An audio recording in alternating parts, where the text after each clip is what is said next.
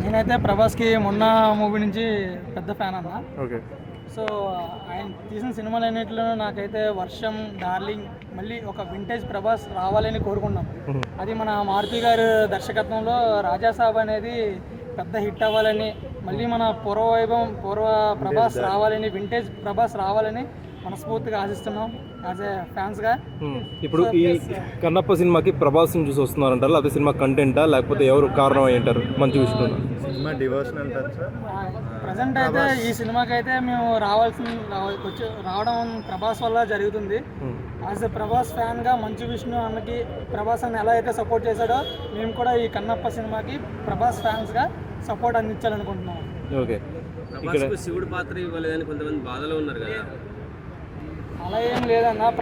ప్రభాస్ అంతటి వాడే నేను రుద్ర పాత్రగా చేస్తాననేసి కమిట్మెంట్ ఇచ్చినప్పుడు ఇంకా ఫ్యాన్స్గా మేము ఎందుకన్నా బాధపడతాం? కాదు, గతంలో కృష్ణరాజు గారు భక్త కన్నప్ప చేసి మెప్పించారు. అంతకుముందు సాహో ప్రమోషన్స్లో కూడా ప్రభాస్ కన్నప్పగా నేను చేస్తాను ఫ్యూచర్లో అని చెప్పి మాట ఇచ్చారు. కానీ ఇప్పుడు భక్త కన్నప్పగా ప్రభాస్ని చూడలేకపోతాం అనే బాధ ఫ్యాన్స్లో ఉందంటారా? అలా ఏం లేదు. అంటే ప్రభాస్కి ఏ క్యారెక్టర్ ఇచ్చినా ఆ క్యారెక్టర్కి 100% న్యాయం చేయగలడు అనే క్లారిటీ ఫ్యాన్స్కి చాలా ఉంది. అర్థమైందా? సో ప్రభాస్ అనేది భక్త కన్నప్ప చేయకుండా యాజ్ ఎ క్యారెక్టర్ రుద్రగా చేసినా సరే మా అందరికీ చాలా ఆనందంగా ఉంటుంది. మాకు పాత్ర చేయలేదని బాధ కంటే మోహన్ బాబు గారు ఇంటికి వచ్చి అడగగానే కమిట్మెంట్ ఇచ్చిన మాట ముఖ్యం.